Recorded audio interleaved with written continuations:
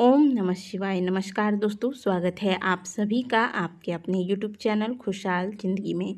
दोस्तों, आज के वीडियो में हम बात करेंगे साल 2023 के अहोई अष्टमी व्रत के बारे में। इस साल यह व्रत किस दिन रखा जाएगा, व्रत का महत्व क्या है, यह व्रत क्यों रखा जाता है, पूजन का शुभ मुहूर्त क्या होगा, पूजा विधि क्या है, इस व्रत में पूजा के दौरान किन देवी देवताओं की पूजा की जाती है तथा अर्घ देने का समय क्या है, अर्घ किनको देना चाहिए, किस प्रकार से देना चाहिए, ये पूरी जानकारी इस वीडियो में हम आपको देने वाले हैं। वीडियो को अंत तक जरूर देखिएगा।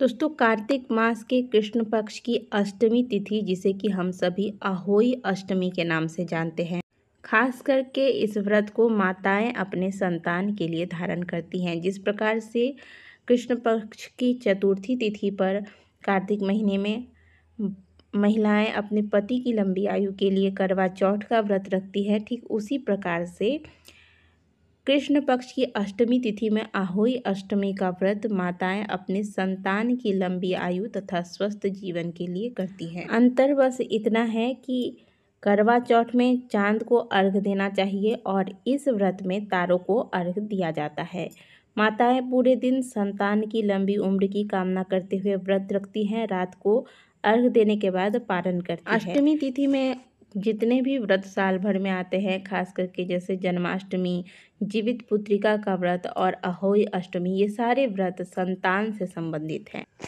साल 2023 में कार्तिक मास के कृष्ण पक्ष की अष्टमी तिथि का प्रारंभ 4 नवंबर रात 12:59 पर होगा और इस तिथि का समापन 5 नवंबर को रात 3:18 पर होगा। ऐसे में 5 नवंबर को आराम से इस व्रत को रखा जा सकता है।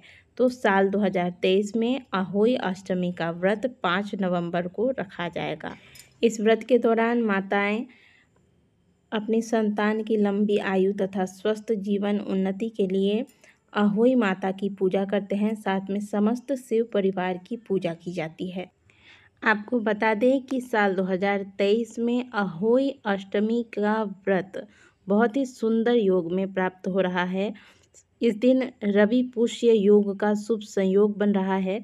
बता दें कि इस योग में रखे गए व्रत का 2 गुना फल प्राप्त होने वाला है। बात कर लेते हैं पूजा विधि की। तो इस दिन प्रातःकाल जल्दी उठें, घर की साफ सफाई इत्यादि करके स्नान करें। स्नान करने के बाद स्वच्छ वस्त्र धारण करें, सूर्य नारायण को अर्घ दें, व्रत का संकल्प लें। इसके बाद आप पूरे शिव परिवार की तथा अहोई माता की पूजा कर लेंगे। विशेष पूजा शाम के समय करना है। इस पूजा में आमतौर से अहोई माता की जो फोटो है या तस्वीर है वह दीवारों पर बनाई जाती है और फिर इसकी पूजा की जाती है। लेकिन आजकल बाज़ारों में भी अहोई माता की फ़ोटो प्राप्त हो जाती है। तो आप जिस स्थान पर पूजा करेंगे उस स्थान को साफ करके एक चौकी बिछाएं और वहाँ पर अहोई माता की फ़ोटो लगा दें। साथ में शिव परिवार की एक फ़ोटो लगा दें। शिव परिवार की फ़ोटो आप स्क्रीन पर देख रहे हैं, इसी प्रकार की फ़ोटो आपको लेनी है। अगर आपके पास मूर्ति है तो मूर्ति रखें, नहीं तो आप फ़ोटो रख सकते हैं। इस पूजा में भी आपको अक्षत, पुष्प, रोली, शिव पूजा में अभिषेक का महत्व होता है। तो अगर शिवलिंग है आपके घर में तो आप शिवलिंग भी पूजा में रख सकते हैं, अभिषेक कर सकते हैं, बेलपत्री रख सकते हैं। भगवान गणेश को चढ़ाने के लिए दुर्वा रखें। माता पार्वती को चढ़ाने के लिए विशेष करके अड़हुल के पुष्प रखें। भगवान गणेश को भी अड़हुल के फूल, लाल अड़हुल के फूल चढ़ाए जाते हैं। तो इस प्रकार से आप जिस देवी देवता को जो चीज़ें, जो फूल वगैरह अर्पित की जाती हैं, इन चीज़ों का व्यवस्था कर। यदि आपके यहाँ घर पर कोई पकवान वगैरह बनाया जाता है तो वो आप बनाएंगे, और नहीं तो कुछ लोग बाहर से भी मिठाई फल वगैरह लाकर पूजा करते हैं। आपके यहाँ जैसा चलता है आप वैसा ही कीजिएगा। साथ में आप माता पार्वती को कुछ सुहाग की सामग्रियाँ, जैसे कम से कम में आप सिंदूर, महावर, चूड़ी और बिंदी वगैरह, ये सब आप अर्पित कीजिए। श्रृंगार की चीज़ें अहोई माता को भी अर्पित करनी होंगी। तो एक ही जगह पर आप श्रृंगार की सामग्रियाँ रखेंगे, जैसे आप बाकी की पूजा में रखते हैं। एक थाली में आप सब चीज़ें तैयार करके रख लीजिएगा। इस प्रकार से आपको पूजा की सामग्रियाँ तैयार करनी है। सबसे पहले एक कलश में जल भरें, इसमें सुपारी, पान, एक हल्दी की गांठ, सिक्का डालें और अहोई माता और भगवान शिव के फोटो के बगल में आपको दाहिनी ओर कलश को स्थापित करना है। तो दाहिनी ओर थोड़ा सा अक्षत रख के या फिर अष्टदल कमल बनाकर इसके ऊपर कलश रखें। कलश पर आप स्वास्तिक का निर्माण करें। ऊपर से आम का पल्लव डालें। पल्लव पर आप 7 पत्ते या फिर 5 पत्ते रख सकते हैं। सभी पत्तों पर आप थोड़ा थोड़ा सा रोली का टीका लगा दें। इसके ऊपर से आप एक पात्र में अनाज भर के, कोई भी अनाज आप धान, चावल, गेहूँ रख सकते हैं। इसके ऊपर से एक दीपक रखकर प्रज्वलित कर दें। इसके बाद सबसे पहले समस्त शिव परिवार की विधिवत तरीके से पूजा करें और जो भी सामग्री आपको अक्षत, पुष्प, चंदन वगैरह बताए गए हैं उन चीज़ों से अहोई माता को भी आप तिलक लगाइए, सिंदूर लगाइए, अक्षत लगाइए, पुष्प इत्यादि अर्पित करें। फल प्रसाद वगैरह जो आपको रखने हैं, मिठाई वगैरह जो आपने रखे हैं, सबका भोग लगा दें। श्रृंगार की सामग्रियाँ चढ़ा दें। इसके बाद जब आपकी पूजा हो जाए, धूप दीप सुगंधित धूप वगैरह अर्पित करें। इसके बाद कथा सुनते वक्त आप जब अहोई अष्टमी की कथा का श्रवण करेंगे, उस वक्त 7 दाने गेहूं के अपने हाथ में लेकर फिर इस कथा का श्रवण करेंगे। जब आप कथा सुनेंगे उस वक्त अपने संतान को अपने पास लेकर बैठे और अपने संतान के सर पर अपना आंचल रखकर इसके बाद अहोई अष्टमी व्रत की कथा को पढ़े या सुने। हो सकता है कि यह नियम हर किसी के यहाँ नहीं होता हो, लेकिन कहीं कहीं पर यह नियम होता है। ठीक है, तो अगर आपके यहाँ होता है तो आप अवश्य कीजिएगा। इसके अलावा अहोई माता की लॉकेट बनाकर धारण की जाती है। इसमें चांदी की मोती या फिर ऐसी मोती की माला होती है जो कि आपको पूजा स्थल पर रखना होता है और हर अहोई अष्टमी के व्रत में उस माला में 2 मोती के दाने बढ़ा दिए जाते हैं। यानी कि पहली बार जो लोग व्रत करते हैं वह 1 मोती रखेंगे, फिर अगली बार जब आप व्रत करेंगे तो आप बढ़ाकर 2 मोती रखेंगे, फिर तीसरी बार जब व्रत रखेंगे तो उसमें और 2 मोती रख देंगे। हालांकि ऐसा हर क्षेत्र में नहीं होता है, कुछ ही ऐसे क्षेत्रों में इस प्रकार का नियम है। तो जैसा जिसके यहाँ रिवाज है उस हिसाब से अवश्य कर लीजिएगा।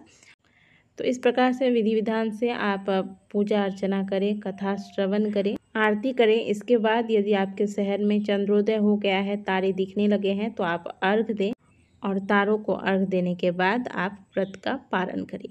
व्रत को खोलने का नियम ऐसा है कि आपने जो भी मिठाइयाँ या फिर पकवान वगैरह बनाए हैं, पूजा में आपने चढ़ाए हैं, वहाँ से प्रसाद लेकर आप यह प्रसाद ग्रहण करके व्रत को खोल सकते हैं। इसके बाद आप कुछ भी मीठा भोजन बनाकर खा सकते हैं। इस व्रत में कुछ विशेष नियम बताए गए हैं, जैसे कि अहोई अष्टमी के दिन किसी भी महिला को कोई धारदार वस्तु का इस्तेमाल नहीं करना चाहिए, जैसे चाकू, कैंची, नेल कटर, सुई इत्यादि का। इस दिन आपको कोई भी सफ़ेद चीज़ नहीं खाना है, चाहे आपने प्रसाद में ही कोई सफ़ेद चीज़ क्यों ना चढ़ाई हो, लेकिन आज के दिन सफ़ेद चीज़ का सेवन नहीं करना है आपको।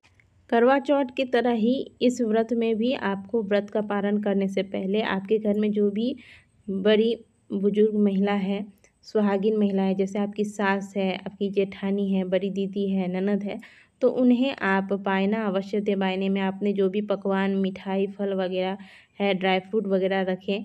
थोड़ा सा श्रृंगार का सामग्री इसमें शामिल कर ले, सुहाग की चीज़ें, एक कपड़ा रख लें। इस प्रकार से बायना तैयार करके दिया जाता है और उनका चरण स्पर्श करके उनका आशीर्वाद लिया जाता है। यह व्रत भी निर्जला व्रत है।